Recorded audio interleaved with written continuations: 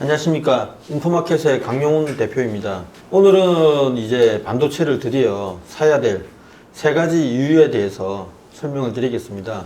2020년부터 시작된 그 반도체 순환사, 어떤 종목은 2021년 연말까지 강세를 보이다가 빠졌는데 이제 길고 긴 조정의 터널이 끝나지 않나, 이런 생각을 이제 강력하게 이야기 드리려고 합니다.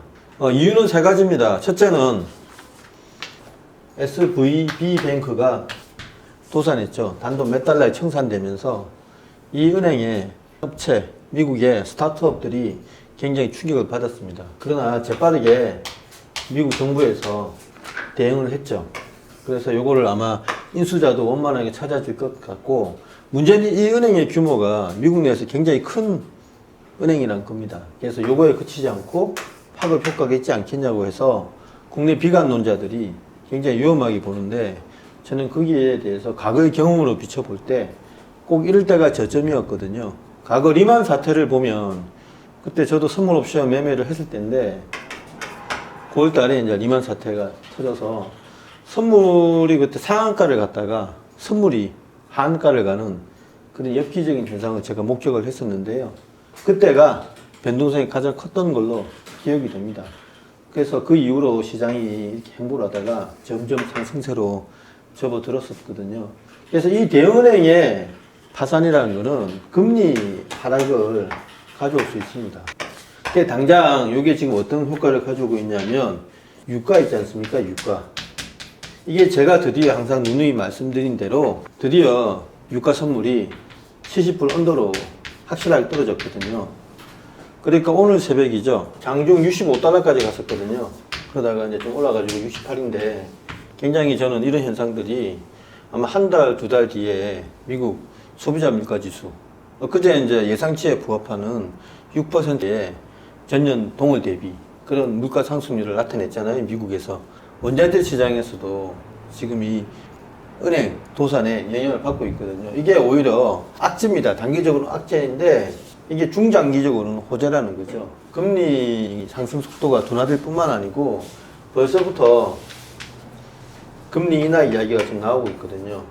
5월달, 6월달에 금리 인하된다는 설이 돌 정도로 메가톤급 충격입니다.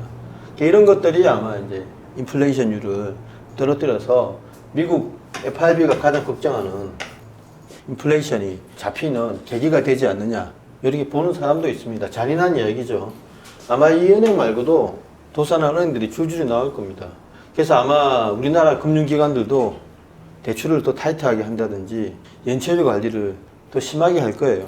서민들은 되게 힘들어지는데, 주식시장으로 보면 냉정한 이야기지만 이게 서민의 피를 딛고 일어서는 그런 국면이 돼버리거든요. 두 번째로 오늘 발표된 건데요. 삼성전자에서 어마어마한 발표를 했죠. 용인에다가 2042년까지 300조 원을 투자하겠다고 하거든요. 그래서 용인의 세계 최대의 첨단 시스템 반도체 클러스터, 이거를 생산하겠다고 하는 건데 연 15조 원을 붓는 겁니다. 어마어마합니다. 215만 평 정도 된다고 하거든요. 여의도의 2배가 넘습니다. 여의도의 2배가 넘고 위례 신도시보다 큽니다. 그러니까 소형 도시를 만드는 건데 이게 승부수가 되겠네요.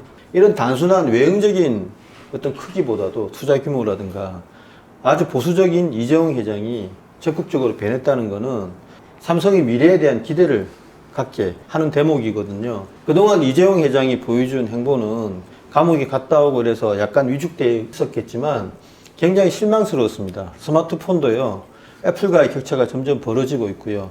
무엇보다도 TSMC의 경쟁에서 뒤처진다는 느낌이 있어서 정말 사면초가였는데, 이런 거를 발표하는 것 자체가 투자자한테는 굉장히 심리적으로 어떤 추진력을 갖게 하는 거거든요. 주식은 어차피 미래 아니겠습니까? 삼성의 이런 빅 투자가 정부와의 교감과 이루어졌다는 것을 저희는 알고 있기 때문에 정부에서도 지금 반도체 몰빵을 하고 있잖아요. 전 세계가 반도체 경쟁입니다, 바야흐로. 왜 이런 반도체 경쟁을 하느냐? 저번에도 한 말씀드렸는데 세 번째 이유가 되겠죠. 이게 가장 클 텐데, AI 시대에 접어들었다는 겁니다. 잠깐 언급드렸는데 하이밴드 위드 메모리라고, 이게 슈퍼컴퓨터에 들어간다고 합니다. SK 하이닉스가 최첨단 주자인데 삼성에서도 이 HBM을 생산하고 있거든요. 이런 먹거리가 자꾸 발굴되는 겁니다. AI 되면서 메모리가 벌써 재정의되고 있고요.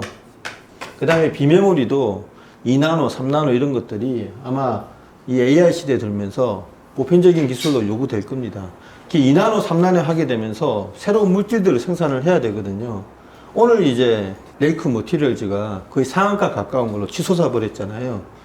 그런 것들이 이 고집적화에 따른 새로운 화학물질, 하프늄 전구체 생산에 들어가는 물질을 SK 트리켐에 납품하고 있거든요. 그래서 오늘 22% 올랐고, 약간 좀 실망스럽긴 한데 DNF도 어느 정도 올랐습니다. SNS텍은 지금 이제 그 EUV 펠리클 만든다고 해서 또 꿈틀꿈틀 대면서 전고점을 향해서 날아가고 있죠. 그래서 SNS텍도 모양이 좋은 걸 보면 그동안 정체되어 있던 주요 소재 업체들의 주가가 이제는 날아갈 때가 됐다는 거죠. 그동안 많이 쉬었지 않습니까? 좀 실망스러운 종목들이 있습니다. 아직은 이오테크닉스라든가 이런 종목들이 있지만 한미 반도체도 바닥을 다지고 있는 것 같고요. 그래서 우리가 모르는 새로운 반도체 소재들이 속속들이 개발되고 있다. AI 시대를 맞이해서. 그래서 반도체는 뭐 세 가지의 이 합성물입니다. 정부 의지, 그 다음에 기업의 막대한 투자, 그리고 세 번째는 시대의 변화. 이게 이제 어우러져야 되는데 지난 2년 동안은 이런 주식들을 싸게 살 기회가 아니었나 이렇게 싶습니다. 가장 옥죄였던 금리 자체가 환경이 변하면 가장 먼저 치솟을 종목은 반도체가 될 겁니다. 왜냐하면 2차 전지 종목은 선반영을 했거든요. 너무 많이 올랐고 그 들어간 돈들이 지금 상대적으로 저평가되어 있는 반도체 쪽으로 옮아올 수가 있습니다. 그래서 저는 반도체 주식을 이제부터는 사야 된다. 아주 공격적으로 이렇게 생각하고 있고요. 비관론자들이 이야기하는 거는 항상 비관론을 이야기를 하죠. 100년 주기로 발생하는 세계 대공황을 이야기하기도 하고 우크라이나와 러시아 전쟁이 제3차 대전의 발발이 아니겠냐 이런 이야기를 하는 사람도 있고 그 다음에 코로나로 인해서 많은 일이 일어났고요. 그렇지만 인류는 또 착실히 진보를 하고 있는데 그 진보의 최첨단이 반도체거든요. 그래서 전 세계가 지금 반도체에 목매고 있고 일본도 미국도 심지어는 중국도 뛰어들어오는 이 마당에 삼성의 이 발표는 그야말로 게임 체인저다 이렇게 생각을 하고 있습니다. 이 세 가지 이유는 잘 생각하셔서 저평가된 종목을 속속 사모으시면 올해 상당한 수익을 거둘 수 있지 않을까 이렇게 생각하고 있습니다. 네, 감사합니다.